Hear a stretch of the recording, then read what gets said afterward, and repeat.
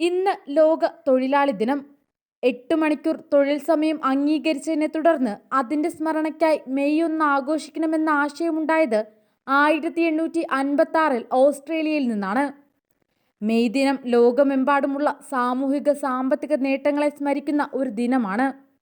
എന്നാൽ ഇപ്പോൾ കേരളത്തിലെ തൊഴിലാളികളുടെ അവസ്ഥ എന്താണ്?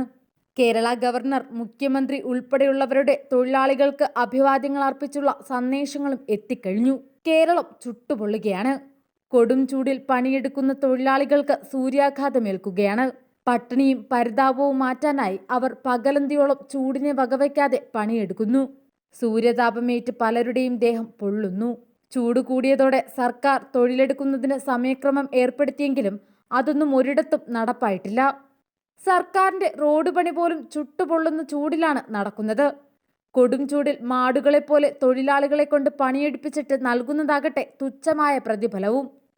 വേനൽ ചൂടിൽ സൂര്യതാപമേൽക്കുന്നവർക്ക് ഈ തുകയേക്കാൾ ചിലവ് ഇപ്പോൾ ആശുപത്രിയിൽ ഉണ്ടാവുകയാണ്.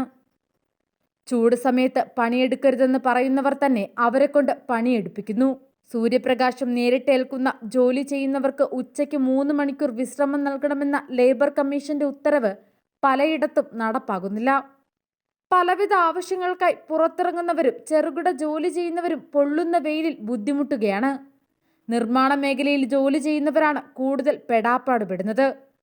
താപനില ഉയരുന്നതും ഉഷ്ണതരംഗവും കണക്കിലെടുത്ത് ജനങ്ങൾ ജാഗ്രത പാലിക്കണമെന്ന നിർദ്ദേശം മാത്രമാണ് സർക്കാർ നൽകുന്നത്.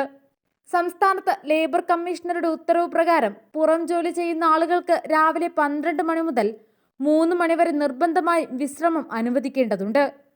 തൊഴിൽ മേഖലയിൽ സമയ നിയന്ത്രണം ഏർപ്പെടുത്തിയതായി പറയുന്നുണ്ടെങ്കിലും സർക്കാർ കരാർ പ്രകാരമുള്ള പണികൾ ചെയ്യുന്നത് പോലും പൊരിവെയിലത്താണ്.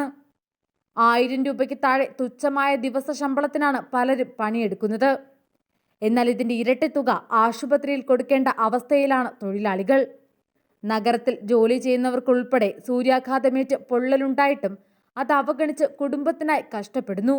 ജോലി മുടങ്ങിയാൽ വീട് പട്ടിണിയാകുമെന്നോർത്താണ് ഇവർക്ക് ഈ ദിവസവും ഉഷ്ണതരംഗ മുന്നറിയിപ്പ് പോലും അവഗണിച്ച് ജോലിക്ക് പോകേണ്ടി വരുന്നത്.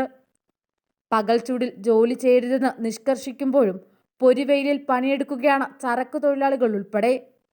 ചരക്ക് ലോറികൾ കൂടുതൽ എത്തുന്നത് പകൽ സമയത്തായതിനാൽ ജോലി ഉപേക്ഷിച്ചുള്ള വിശ്രമവും സാധ്യമല്ല. ആരോഗ്യ പ്രശ്നങ്ങൾ പോലും വകവയ്ക്കാതെയാണ് പലരും പണിക്കിറങ്ങുന്നത്. വെള്ളം എത്ര കുടിച്ചാലും മതിയാകുന്നില്ല. ആരോഗ്യ പ്രശ്നങ്ങൾ വകവയ്ക്കാതെയാണ് പലരും ജോലി ചെയ്യുന്നത്. പൊള്ളുന്ന സൂര്യനെ പ്രതിരോധിക്കാൻ വേണ്ടത്ര മുൻകരുതലുകൾ പോലും ഇല്ലെന്നതാണ് സത്യം. മുൻവർഷത്തെക്കാളും ചൂട് തുടക്കത്തിലെ വില്ലനായിരുന്നു. എന്നിട്ടും ജീവിതത്തിന്റെ രണ്ടറ്റം കൂട്ടിമുട്ടിക്കാനായി പൊരിവെയിലും സഹിച്ച് പുറത്തിറങ്ങുകയാണ് തൊഴിലാളികൾ. ഇതൊക്കെ കണ്ടിട്ടും നേതാക്കളാകട്ടെ തൊഴിലാളികൾക്കായി ആശംസ അയക്കുന്ന തിരക്കിലാണ്.